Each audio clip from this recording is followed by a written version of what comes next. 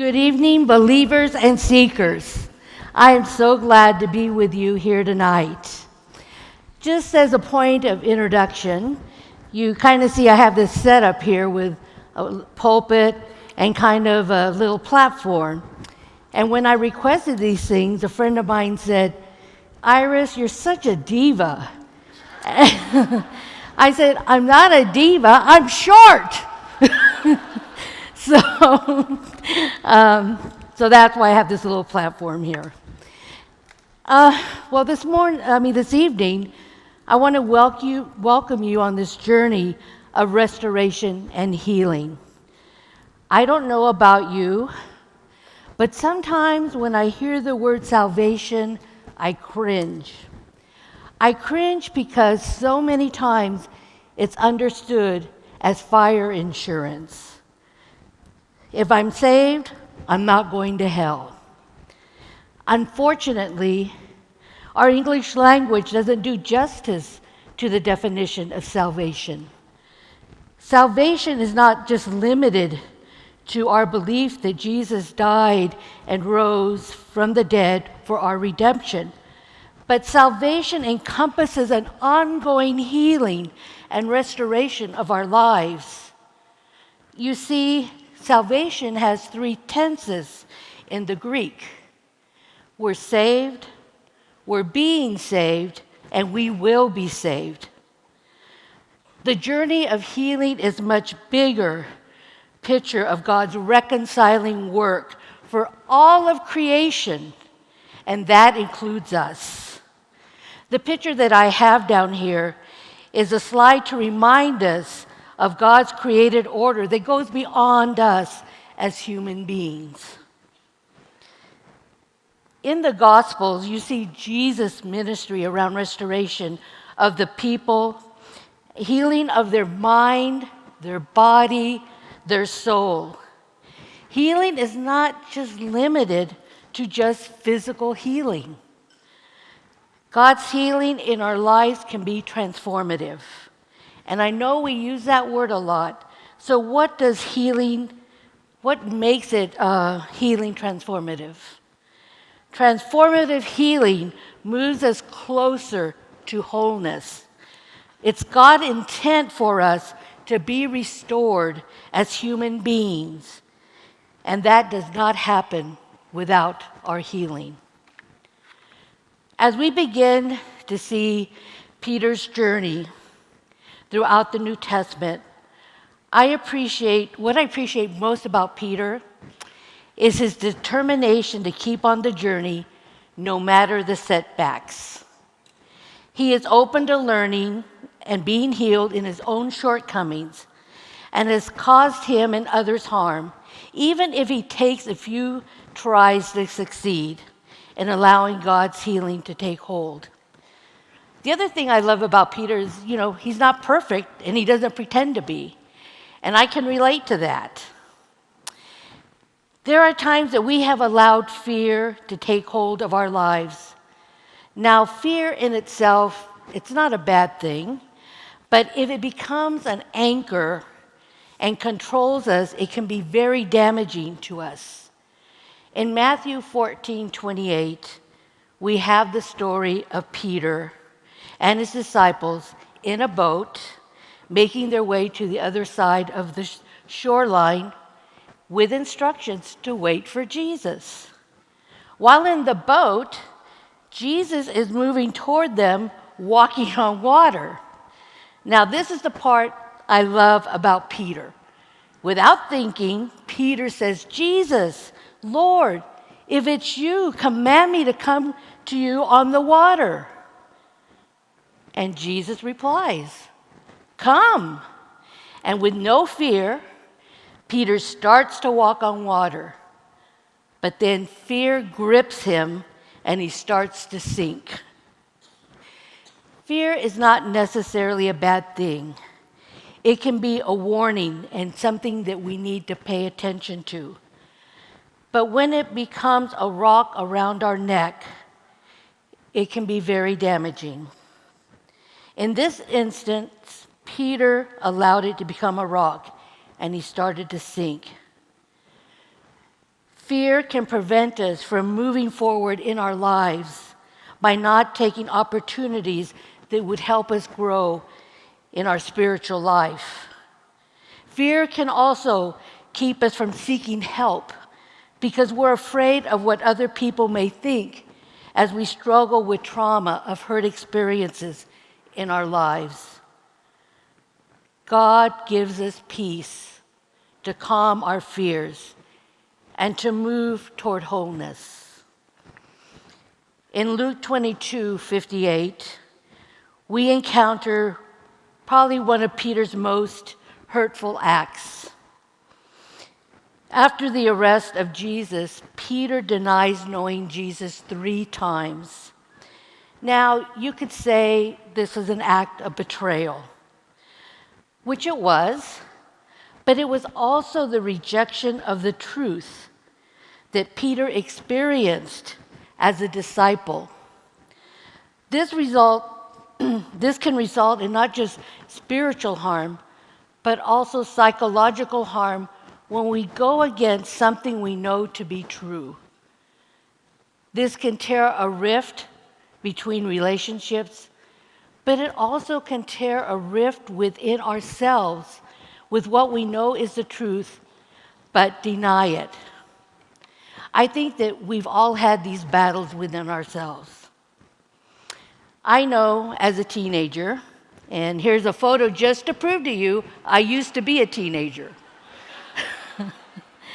So the urge to belong can be so strong when we're willing, and we are willing to go against what we believe is true. If a requirement of belonging to a group means you go against your beliefs, you will diminish yourself and may lose who you are for the sake of acceptance. You see, Peter's denial was because he feared what might happen to him physically, but the deeper consequence was his fear of people rejecting him because he was a follower of Jesus. Being a follower of Jesus is not for the faint-hearted. The third story I'd like to share about Peter is found in Acts 10, and also another piece to this story is in Galatians 2:11 through 14. And most of us, I think, are familiar with this story of Cornelius, a centurion, inviting Peter to his home. But Peter goes up to the rooftop to pray, and he falls into a trance. Acts 10:11 through 16 says, "He saw the heaven opened and something like a large sheet coming down, being lowered to the ground by its 4 corners. In it were all kinds of 4-footed creatures, reptiles and birds of the air.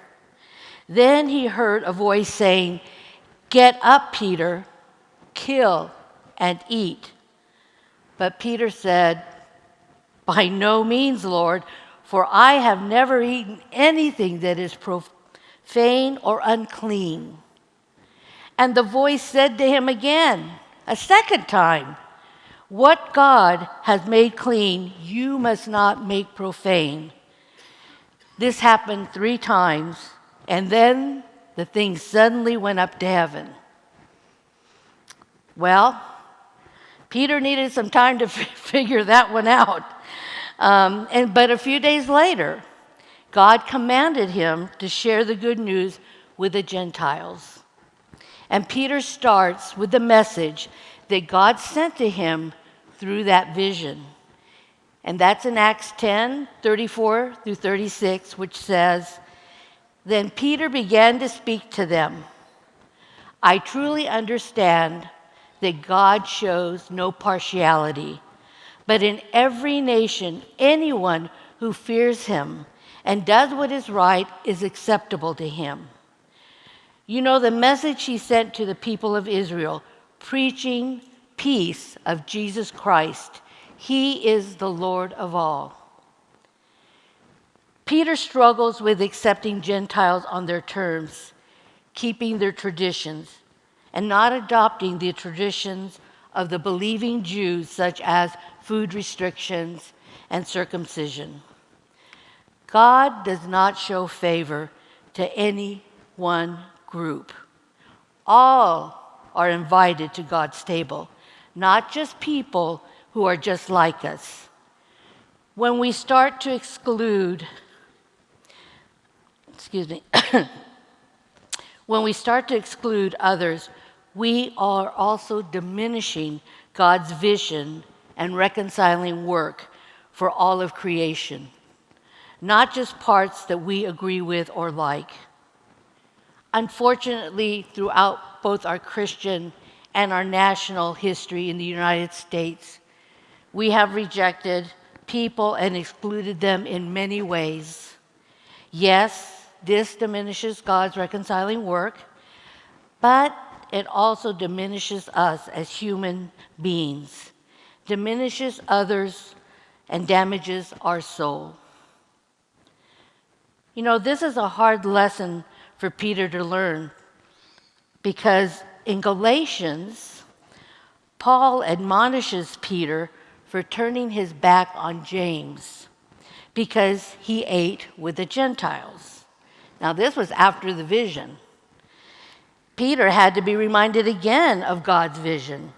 Some of these things that we learn growing up about other people can take a long, strong hold within our lives. And it takes a lot to let them go and allow God to heal us.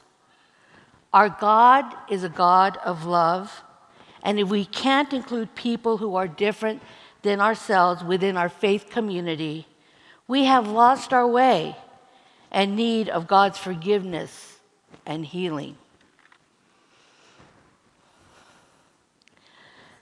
I'd like to end tonight with a story of struggle, hope, and restoration that is closely tied to my heart. And I'm going to try not to cry, but I might. I share this story with my daughter's permission, Isabel. Isabel came to live with us when she was 6 years old. Before that, she had lived her short life in a very abusive home, something no child should endure. In addition, her mother used drugs throughout her pregnancy, which affected Isabel with many learning disabilities. As her parents, we tried to make sure that she got counseling throughout her life, and things seemed to get better and start going in the right direction. And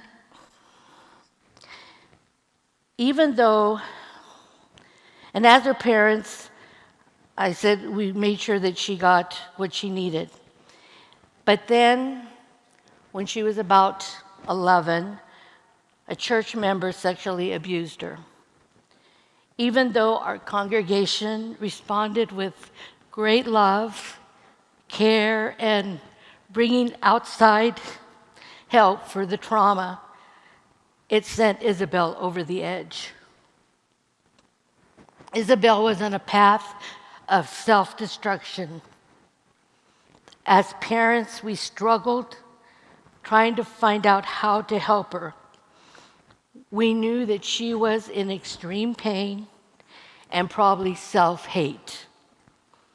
Later in her life, she ended up on the streets as an addict. Her greatest battle was the pain and trauma, and she was trying to cover it up with the drugs. Our relationship with her became fractured.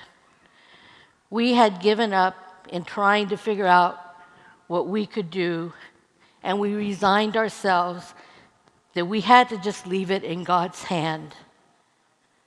And I kept praying for something to happen.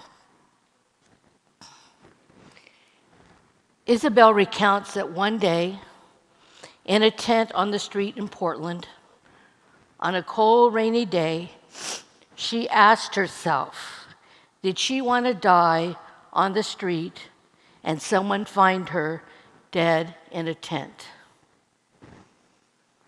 She told herself no. and checked into the Native American Rehabilitation Association. Now, she had been in rehab several times. We visited her, and when she got out this time, I waited for the other shoe to drop. This was my struggle, trying to stay hopeful, but fearing the worst. I was praying that she would stay sober, but wasn't sure it would happen. What I witnessed was a transformation of her life. And it didn't happen overnight, and it wasn't easy. Her healing contained times of struggle and hard work. She started to set goals for her life, and step by step, with each accomplishment, her life began to heal. Our relationship with Isabel started to become stronger and healthy. Leo and I, as parents, began to heal also. She has been sober for more than 8 years.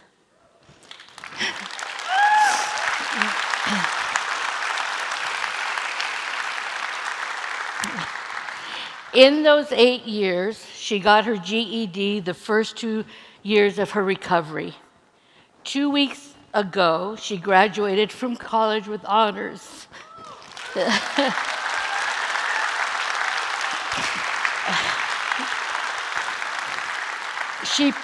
She passed the state exam for her counseling certification for drug and alcohol and works as a mentor for the Native American Rehabilitation Association, where she got clean.